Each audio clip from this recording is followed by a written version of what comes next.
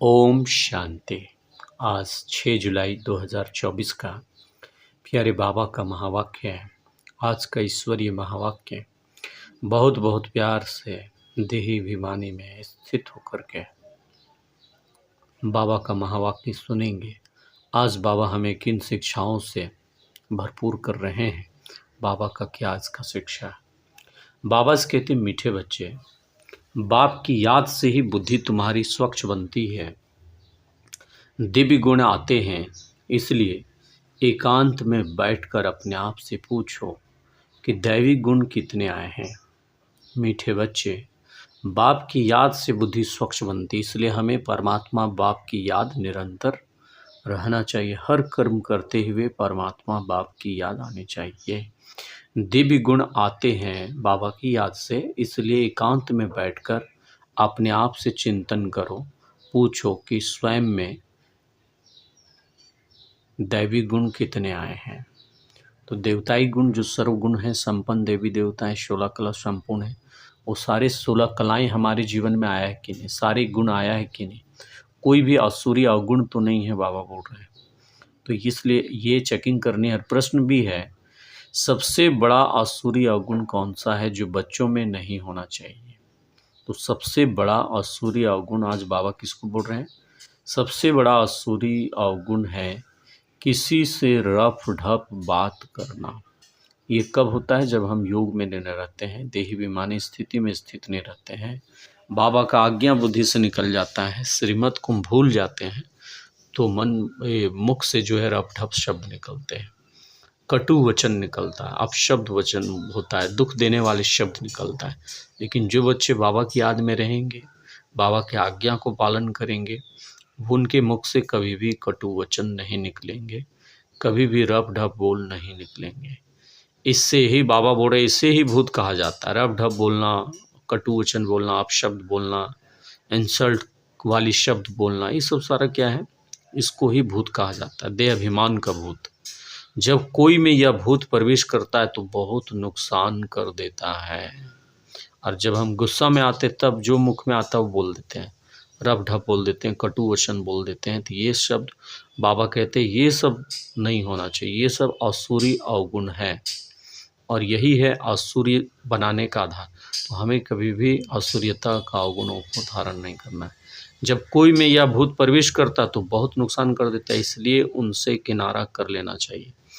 कोई में देहाभिमान का भूत घुस गया तो हमें किनारा कर लेना चाहिए, उसके सम्मुख नहीं आना चाहिए। ये बाबा से गाइड कर रहे हैं। जितना हो सके अभ्यास करो।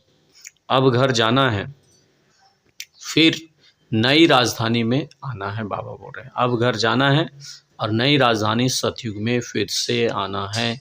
इस दुनिया में सब कुछ देखते हुए बाबा बोल रहे हैं कुछ भी दिखाई ना दे, ऐसा अवस्था हमें बनाना है। इस दुनिया में सब कुछ देखते हुए कुछ भी दिखाई ना दे। इसका अर्थ क्या हुआ? देखना तो जरूर है हमें आँखों से, ऐसा नहीं कि आंखें बंद करके चलना है हमें रोड में।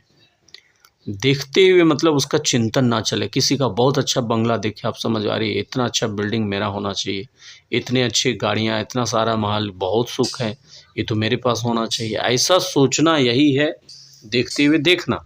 लेकिन देखते हुए नहीं देखना, अर्थात उसके बारे में कुछ भी संकल्प नहीं चलना चाहिए। और जो कुछ भी देख रहे हैं सब आत्माओं को अपने अपने कर्मों के अनुसार उसे बाबा दिए हैं और उसके कर्म के अनुसार उसे मिला है।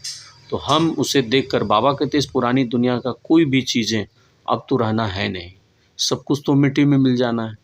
इसलिए हमें कभी भी चिंतन नहीं करना। आज धारणा के लिए मुख्य सार है, चलते फिरते एक परमात्मा बाप की याद में रहना है।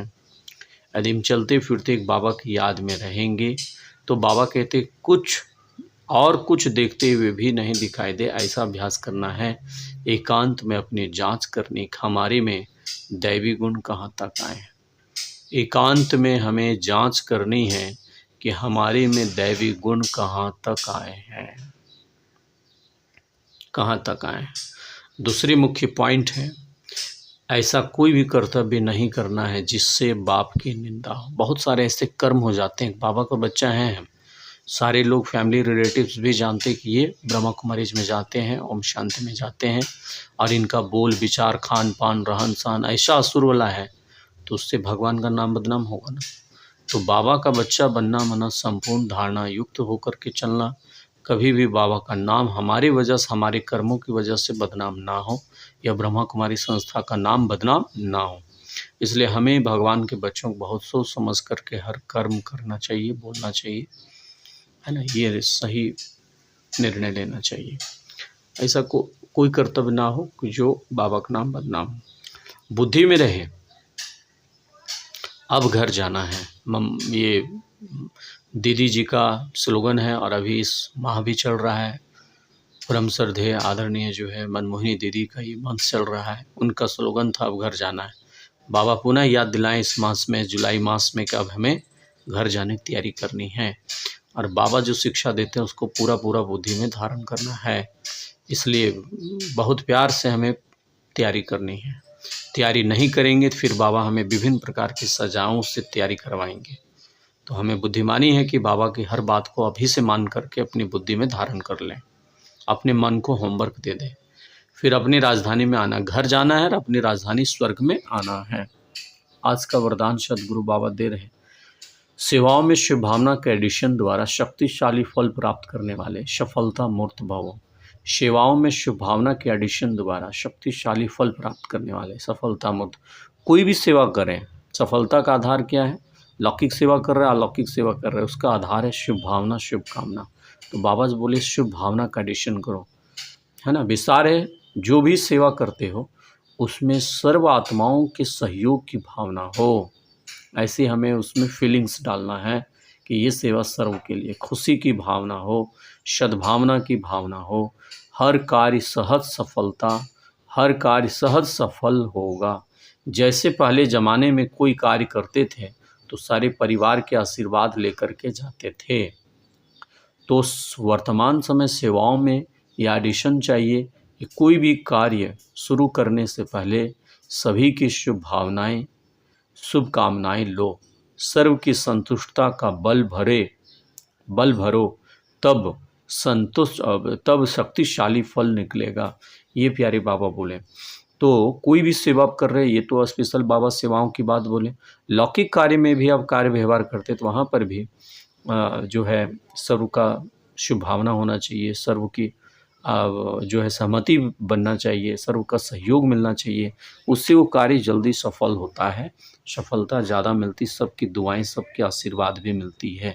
ये प्यारे बाबा बोले। स्लोगन है, जैसे बाप जी हाजिर करते हैं ऐसे आप भी सेवा में सदा जी हाजिर जी हजूर करो, तो पुण्य का खाता जमा हो जाएगा। ये मीठे प्यारे बाबा बहुत सुंदर हमें शिक्षा दी है। सेवाओं में सदा जी हाजिर हमें करना, जी हजूर करना है। अच्छा, ओम शांति।